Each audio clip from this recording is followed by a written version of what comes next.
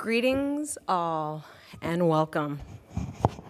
Our congregational theme this month is Living Love Through Story. Storytelling, particularly storying, is more than recounting events. It's the sharing of a journey, an emotional truth, as described by my friend Ambika Raj. It's the process of weaving our authentic experiences into narratives that connect us to one another, revealing the truths that we carry within. I first encountered the power of storying through a mantra I began to repeat years ago when I moved to our beloved city to teach in a community very different from the one where I was raised. The mantra still echoes in my mind. Who am I, and where do I come from? Or rather, from where do I come? This reflection led me deeper into the art of storying during my doctoral work under the guidance of Dr. Raj. There, I learned how stories, our stories, are not just personal, but relational, connecting us to one another through shared truths, even when those truths are difficult. And yet, as we gather here in community during such harrowing times, my emotional truth is this. I'm struggling to find the words to tell a story right now. I find myself unsure of what to say without it sounding incomplete or glib. And I've sat with this discomfort all week, trying to write something worthy of our shared moment, only to come up what I feel is short. All I can offer is this. I don't know where this fiery journey, both literal and metaphorical, will lead us. I don't know what the story will be when we look back on this time of profound uncertainty, fear, and loss. What I do know is that we are aching together, and in that shared ache, there is love, real love. So let us begin here in this moment of truth, uncertainty, and love. Let us hold space for one another's stories, even as we struggle to find the words for our own. Come, let us worship together.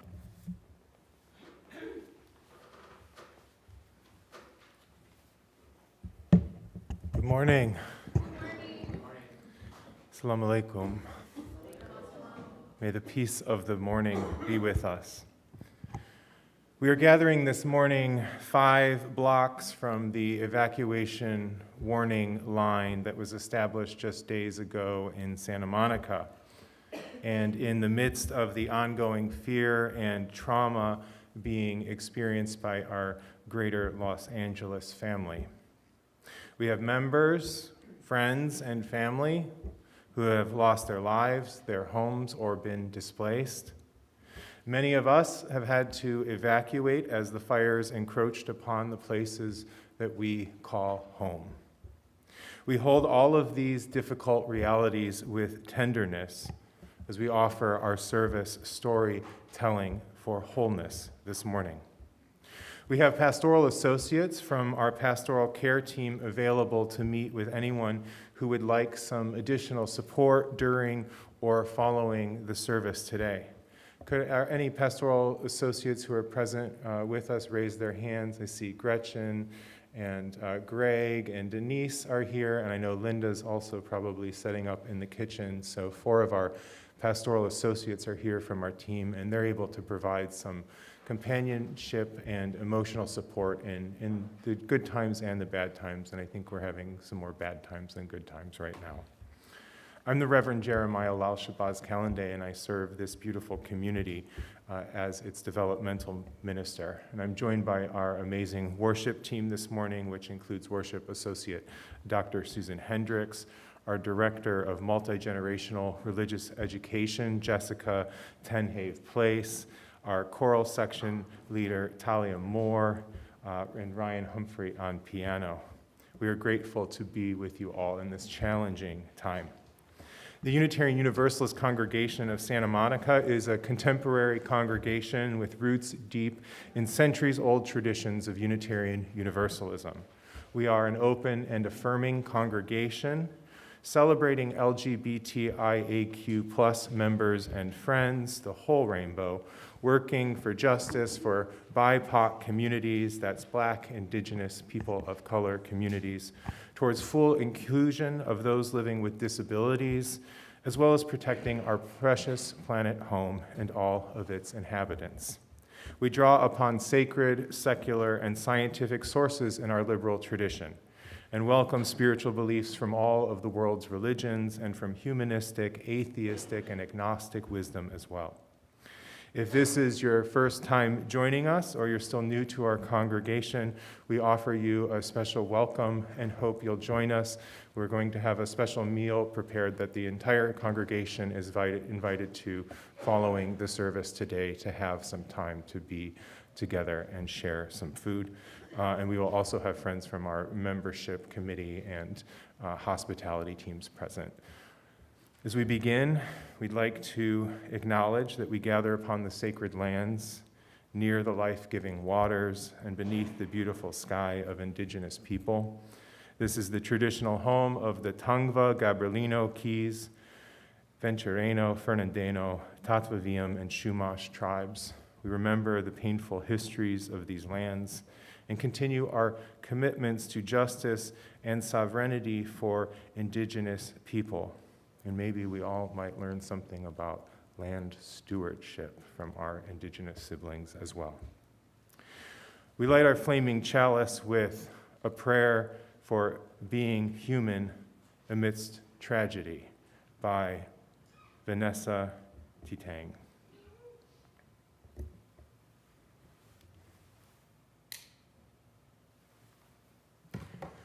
We do not choose when tragedy occurs, nor where, nor what feelings are brought to the surface as we handle this challenge. In this heartbreak, what we carry forward is our humanity in newly revealed form, our hearts tender and delicate. Within this complex, hard time, may your heart be cradled in the balance to strengthen in resolve, and hold fast to the seeds of tenderness that allow for the experience of love. May you be comforted in being human, while knowing that the very essence of being human is exceedingly hard. Know that you are not alone.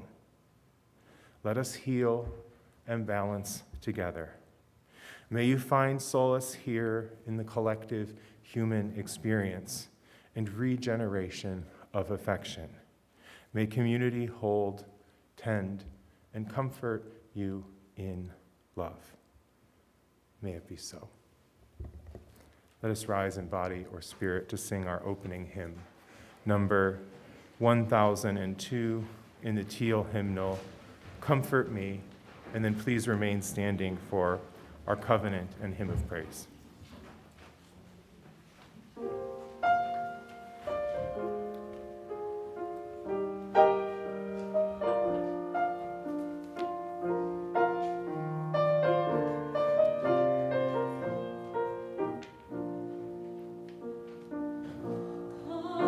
Comfort me, oh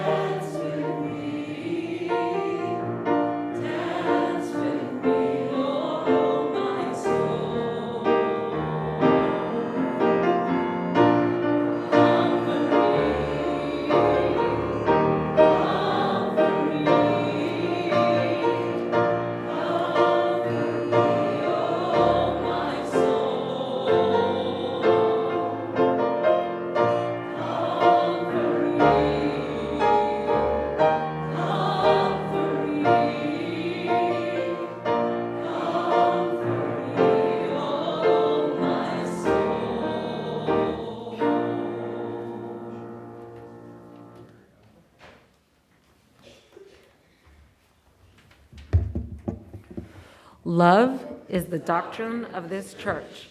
The quest for truth is its sacrament, and service is its prayer. To dwell together in peace, to seek knowledge and freedom, to serve humankind in fellowship, thus do we covenant with each other. El amor es la enseñanza de esta iglesia. Buscar la verdad es el sacramento y el servicio es la oración. Vivir juntos en paz, buscar el conocimiento en la libertad, servir a la humanidad en comunión.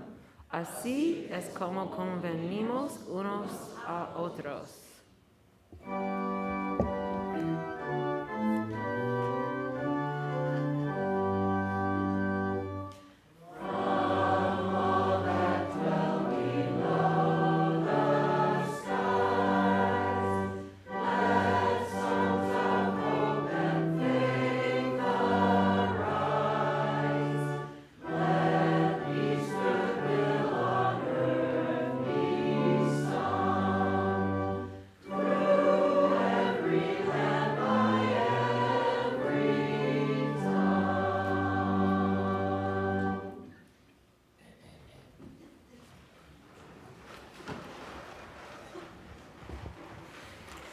Good morning. Someone shout out to me if that's an emergency warning that we need to be. So this is not impacting us right here, but there is a new evacuation that seems like it is in the Sunset Mesa area around Malibu. So I just want to make sure that we're getting that information out. Thank you. We're going with the flow today. And of course, want to remain aware of any emergency concerns that are coming up. So shout it out if you here's another warning like that that's relevant. But I want to invite anyone who has a donation to the Westside Food Bank to come forward. I know we've already had a few offered here this morning. We partner with the Westside Food Bank throughout the year to support people dealing with food insecurity. And of course, this week has been a poignant reminder that no matter how prosperous we might be feeling, that we're always close to being that person in need ourselves. I'm sure the need is grown for the people that the Westside Food Bank is serving, along with so many other community organizations who are doing amazing work right now to serve people in our community in need. I am reminded of Mr. Rogers, who during times of crisis and fear encouraged children to look for the helpers. And even in the midst of so much that's happening right now that's very scary, we're seeing so many helpers, people organizing within the community, and people that I'm seeing in front of me right now, providing that much needed both material and emotional support. So thank you to everyone who's been a part of that. And then is Ocean gonna join me up front for our Time for All Ages? He's our and big sister. All right. I totally understand that a lot of our families with young kids might be staying home today, but if there's any other children out there who want to come up and join us in the front for our Time for All Ages, please join us on the steps. Congratulations on your walking.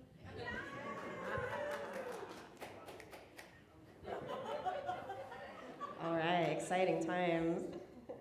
Hi, everybody. So, hi, come join us.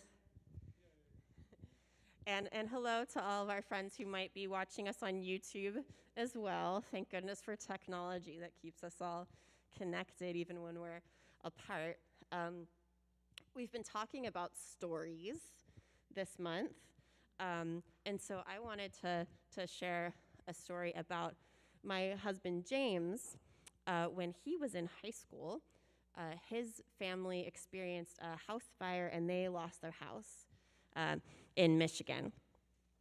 It was the best case scenario, if you can call it that, for losing your house in a fire, and that no one was hurt, and they had somewhere to stay while their house was being rebuilt. But nevertheless, it's a very sad and scary thing to happen for anyone. And since it happened so suddenly, they weren't able to remove a lot of photos and family heirlooms and kind of irreplaceable items like that were lost in the fire.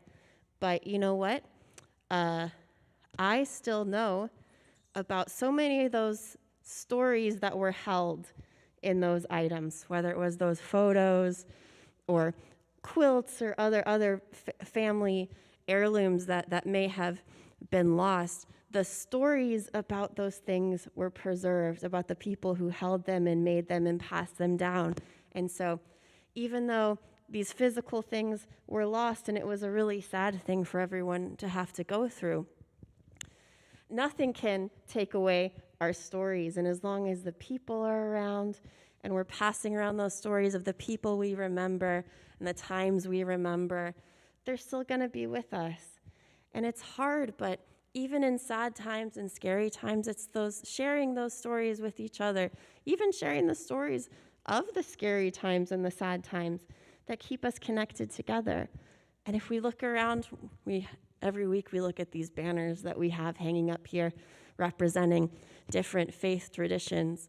Even before a lot of these religions put any of their stories down on paper, or during times when maybe some of those special books were lost in fires or other disasters, those stories were still preserved, and those stories are what hold people together. And so I just want all of us to hold our stories close, and especially, of course, those people with us and in our memory who form those stories and make them special. And just know that even as sometimes things are lost, and that can be very painful and scary to deal with, that those stories, that love, all those important things that hold us together, those are things that no force can destroy as long as we keep telling them and keep holding each other close. So I want us all to remember that this week. So we're going to take off for Ari and sing Go Now in Peace, and then we'll have some more stories together.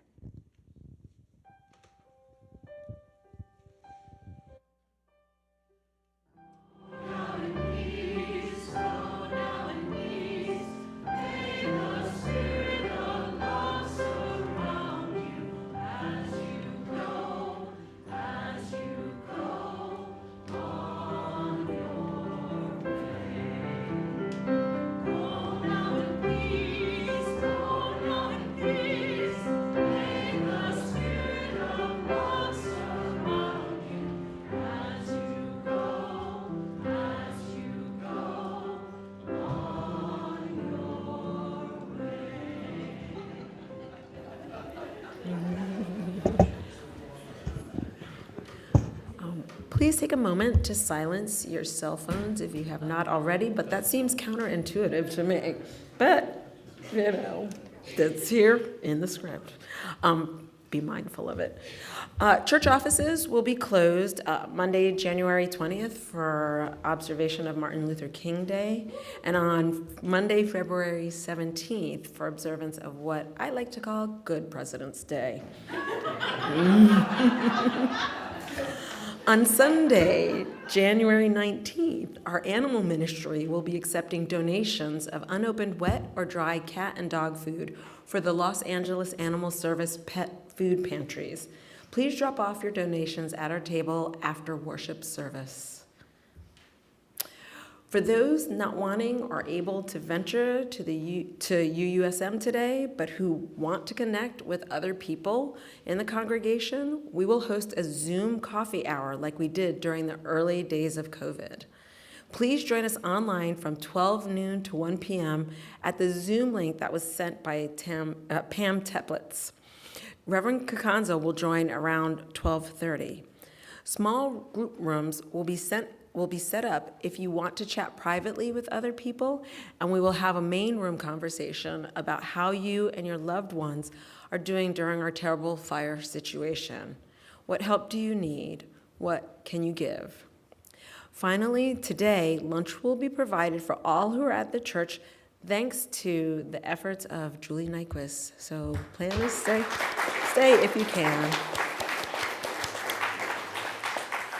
For these and other announcements, please refer to the website or e-newsletter for more details.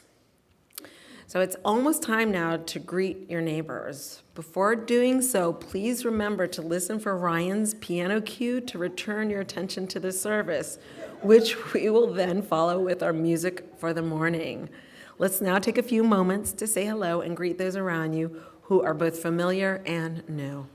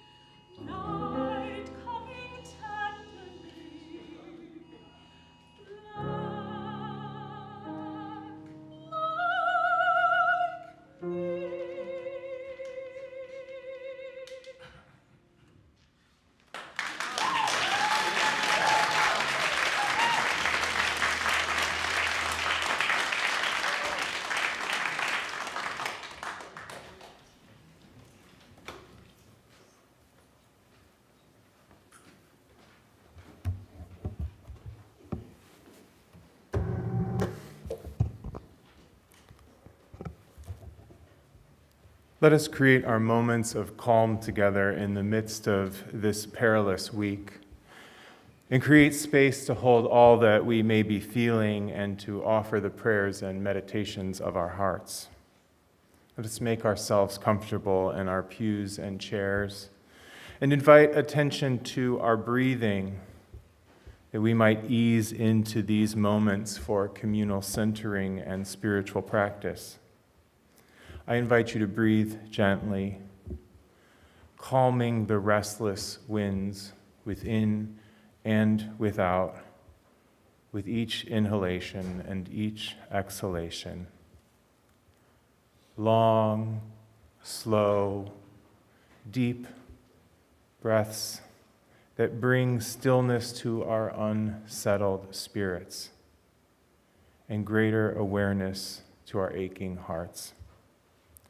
Breathing with mindfulness, we hold all those impacted by the wildfires in the light of our beloved community. Breathing with mindfulness, we offer our loving kindness to each other and all, present and absent, living and dead. Breathing with mindfulness, may safety, wellness, and refuge pervade our world and be available in ever greater abundance for all those in need. We have a few joys and sorrows and a special message to share with the congregation this morning. We continue to celebrate that Esme and Jamie welcomed Salmai Romero Reyna, we now have their name, into the world on January 2nd at 2:30 a.m. This joy comes after the sorrow of losing their first baby, Rosemary, in June of 2023. Esme had a great birthing experience. She and her baby are healthy, and they cannot wait to be with the community, and we hold them all in the light of our beloved community this morning. We also have a sorrow to share. Sheila Laffey is in a rehabilitation facility in San Diego after breaking her wrist and fracturing some bones in her feet. She has requested that the congregation send some healing prayers her way. So let us hold Sheila in the light of our beloved community this morning. Lastly, I have a special pastoral message from our beloved Emerita minister, the Reverend Judith Meyer, and her partner, David Denton. She writes to us, "Even though we are far removed, the love and connection we feel for the people and places of your community draw us close in spirit. We are only witnesses, but we feel for all of you. And David and I have revisited our cherished memories as we have watched the devastation unfold.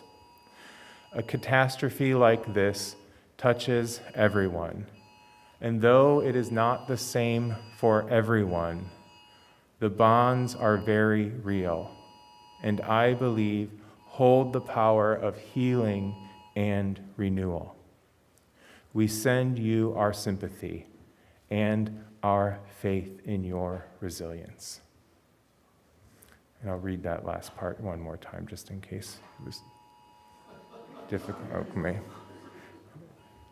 This is the world we're living in 2025. As David and I have revisited our cherished memories, and as we have watched the devastation unfold, a catastrophe like this touches everyone. And though it is not the same for everyone, the bonds are very real, and I believe hold the power of healing and renewal.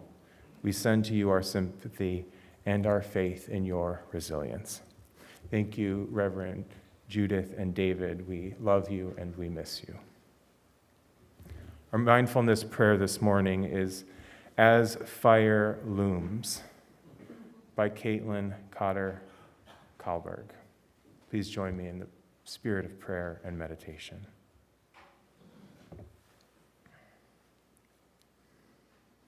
Spirit of life and love, we gather today near smoky skies, aching from the onslaught of the daily news. Our spirits weary and sore, our nerves jangled with every loss of power, every alert on our phones. Our thoughts this morning are with the firefighters and those whose bodies continue to be on the line. Our hearts are with every person who has lost a home or a place of work or a special piece of wilderness. Our minds are with the unfolding effects of climate change and the path ahead of us. As sirens sound in the distance and our phones so nearby, we pause here to center ourselves once again, to transform our tension into tranquil readiness, our fear into loving purpose. May we find in this time a moment of calm amidst the wind-churned ashes.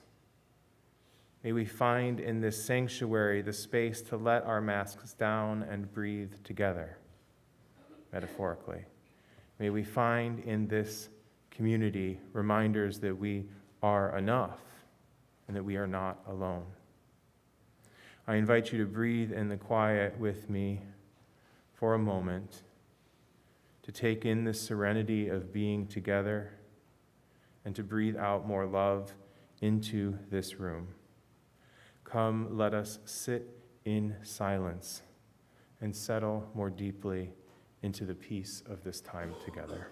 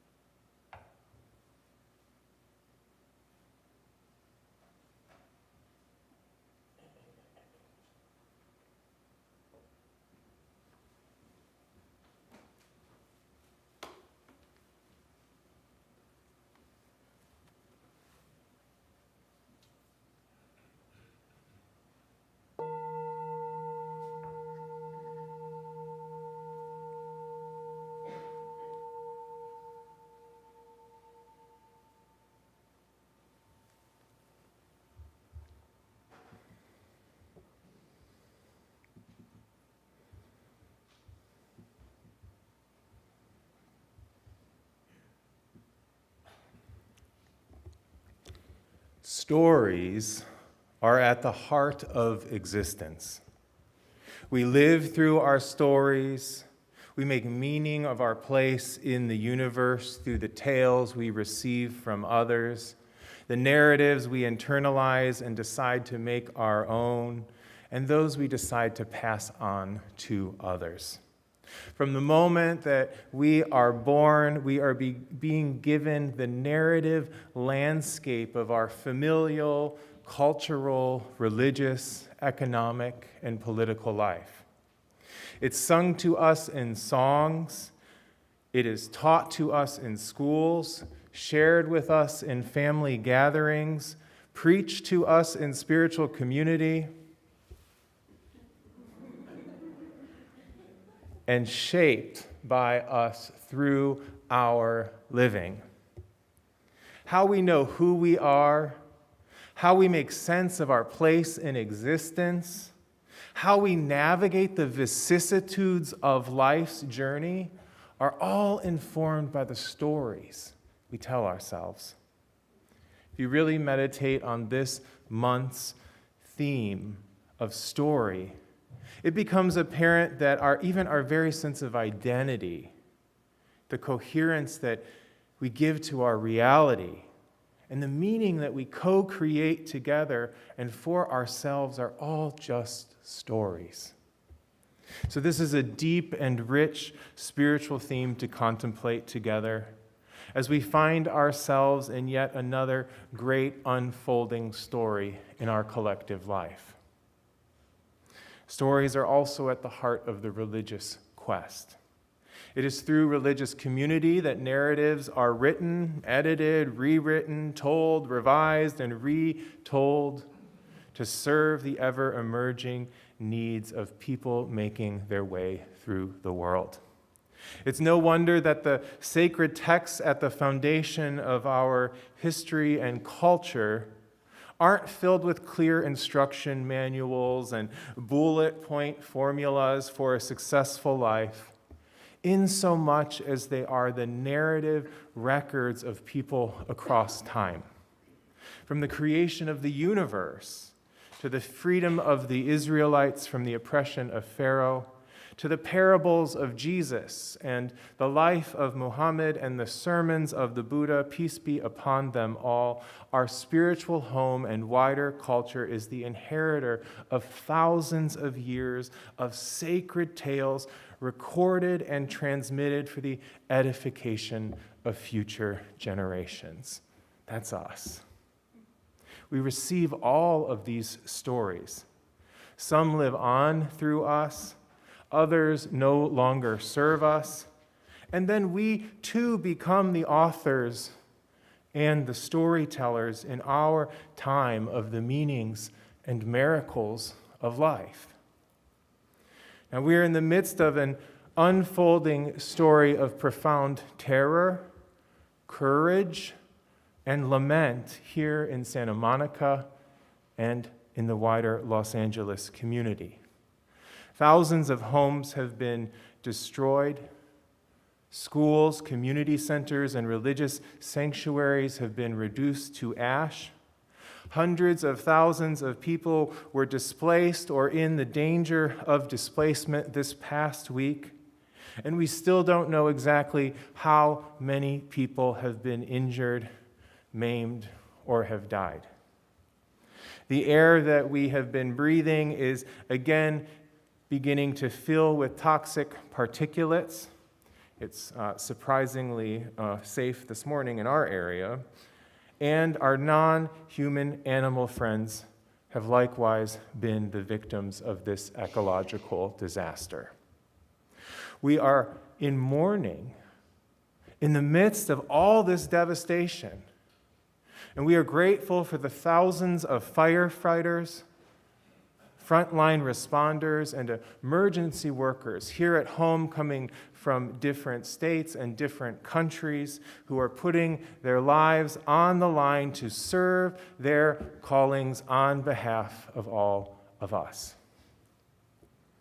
We know that the impact of wildfires and the climate crisis disproportionately impact the poor, those living with disabilities, BIPOC communities, and the very young and the very old, among others.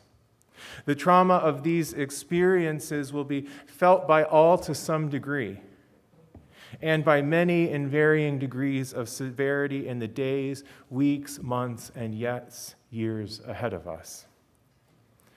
We will need to practice personal tenderness, community care, mutual aid, and mental health and trauma stewardship.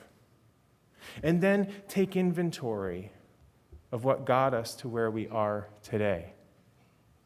Now, right now, it's important that we prioritize caring for ourselves and each other as we make our way through the complex trauma of this experience.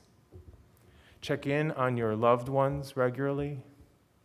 Make sure you're eating good, nutritious food and staying hydrated. Eat some protein. Have a snack. Take frequent moments to breathe and meditate, or find time for some light exercise, or lean into whatever practices are helpful to you. Spend more time with family and friends. Make time for yourself. Make time for play and joy and pleasure.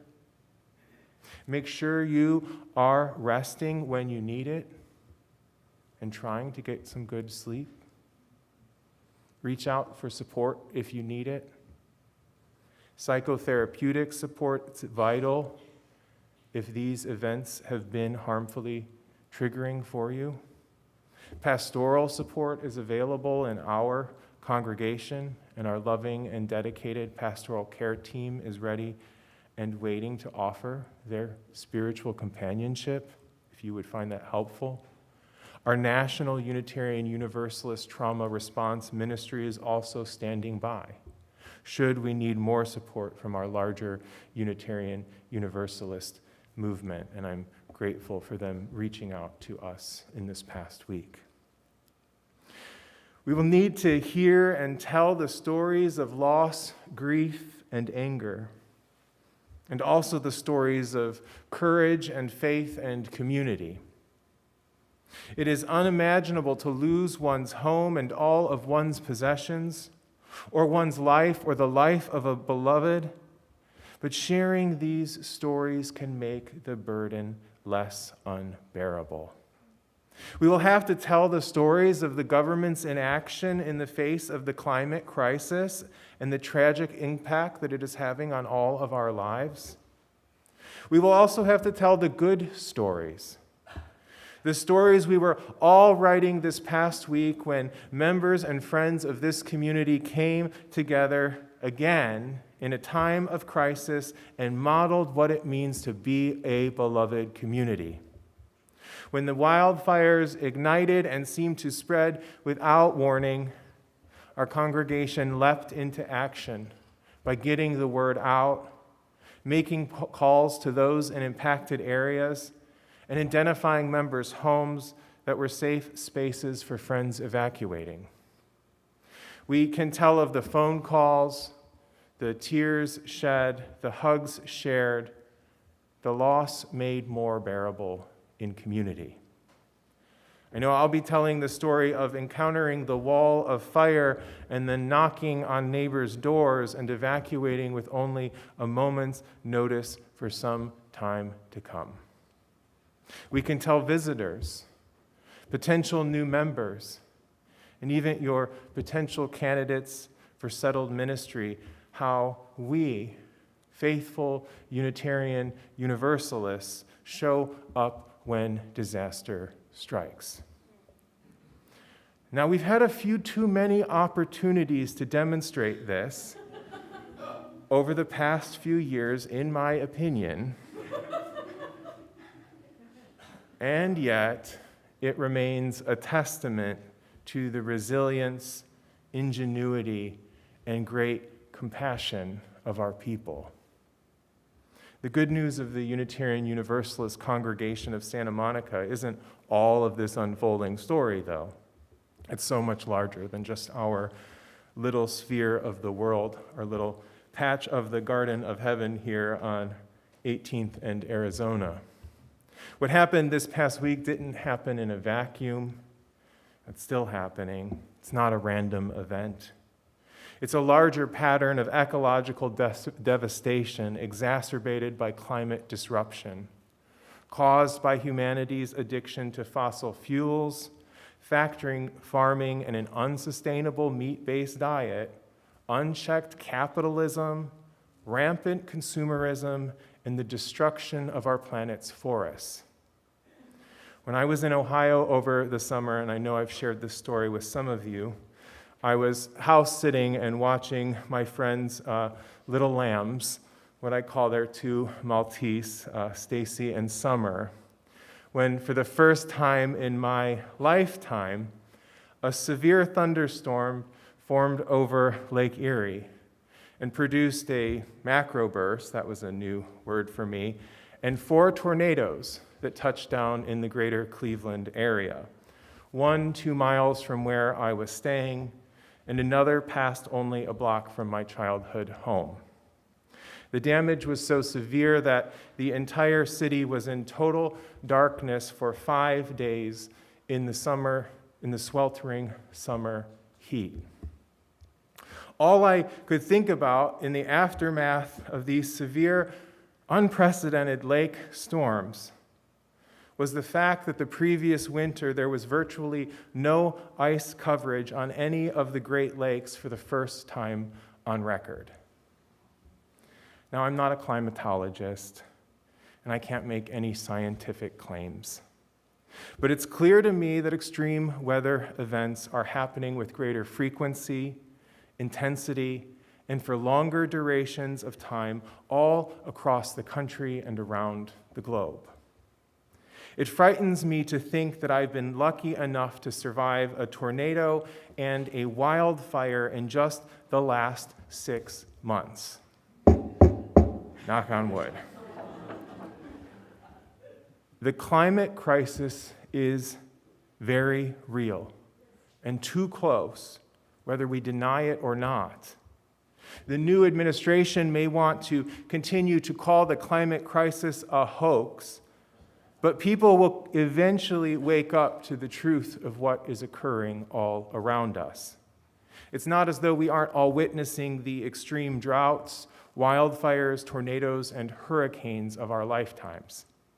We're moving into a new year in which our commitment to the liberatory power of the whole story is going to demand that we call out the lies, the manipulations, and the deceptions of every corrupt public figure who is putting our lives, our children's lives, and their children's lives in all of this extraordinary danger. Now, it's clear that the stories that have been written and accepted by humanity for centuries no longer support life, nature, and human thriving, and we are in need of some new stories. We can't allow the outmoded narratives of yesteryear to continue to live on serving only the narrow monetary interests of a small group of people. We were told a religious story that mankind was to subdue the earth and have dominion over all the creatures of nature. We were told a philosophical story that body was separate from soul, matter was separate from spirit, and earth was separate from heaven. We were told an economic story of rugged individualism, social Darwinism, and the singular pursuit of capital above all else. We were told a scientific story of a dead universe that only functioned like a lifeless clock. Well, you know what? I think it's time for some new stories. Stories that support life, support nature, and support our thriving, our survival. The post-nationalist and womanist writer and activist Adrienne Marie Brown reflects, I want to see lots of people who are up to movement work also writing the stories of our future. And so I have been driven back to the spiritual realm more in this period in the sense that I don't think it's enough to have a great case and a great set of information and even a great set of practices or a roadmap. I think that we have to attend to the aspect of humanity that thinks of itself as having some kind of destiny, some kind of purpose, some kind of calling for being here. And I think if we don't create such stories of purpose, we cede that territory to the purpose of capitalism, the manifest destiny right, and the destiny of colonial efforts. End quote. What are the new stories that might better attend to our destiny, to our purpose, to our sense of sacred calling? It's time that we tell the religious stories that honor our precious planet home and the interdependent web of all existence. The narratives that speak of our responsibility to the earth, to the elements of life, and to the great cosmos. The tales that remind us of our kinship with all of the beings of the fields and the forests, the skies and the seas. It is time that we tell the philosophical stories that remind us of the sacred dirt beneath our feet, that our bodies and souls are one, and that perhaps heaven and earth are not mutually exclusive. It's time we tell the economic stories of our mutuality, our cooperation, our interdependence. It's time that we tell the scientific stories of our quantum universe, our living planet, and our kinship that extends even to the stars. Might we attend to our destiny, to our purpose, and to our sense of calling in and through those stories. Let's try living them and find out. Amen, and blessed be.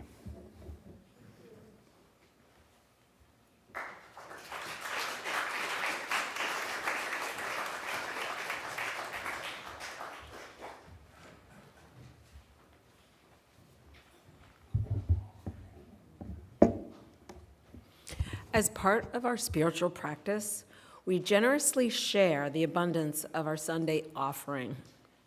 Half of our offering supports the wonderful work we do within our congregation, such as the work of the pastoral care team, a team that reached out to me this week, a team who I have received thoughtful, caring snail mail from, and I appreciate you all for that, a team that is ready to lend a listening ear and a loving heart to anyone in need of confidential spiritual companionship.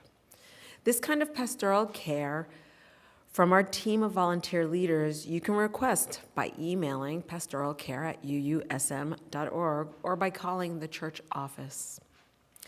The other half of our generous offering will support a beloved organization in our community, Westside Food Bank.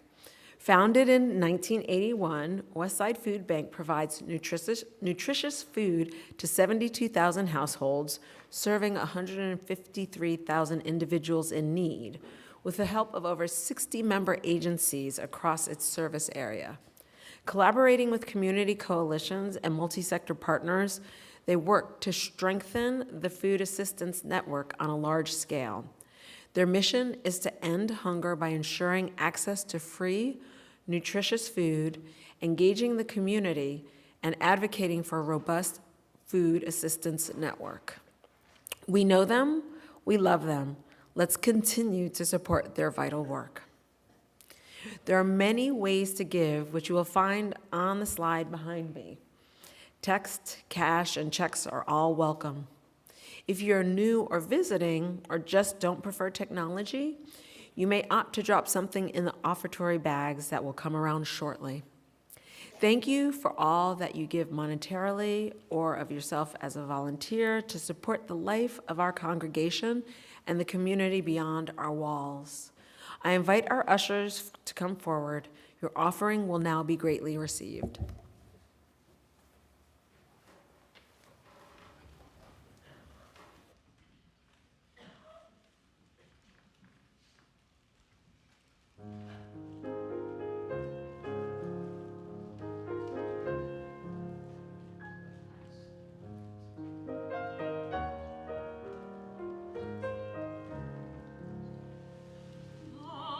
Out of woman, whose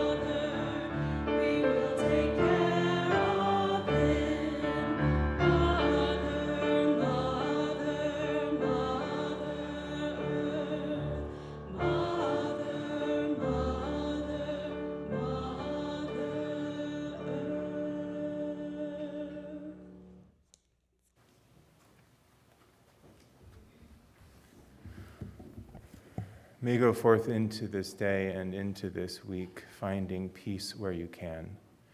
May you hold fast to that which is good, and may you return to no person evil for evil.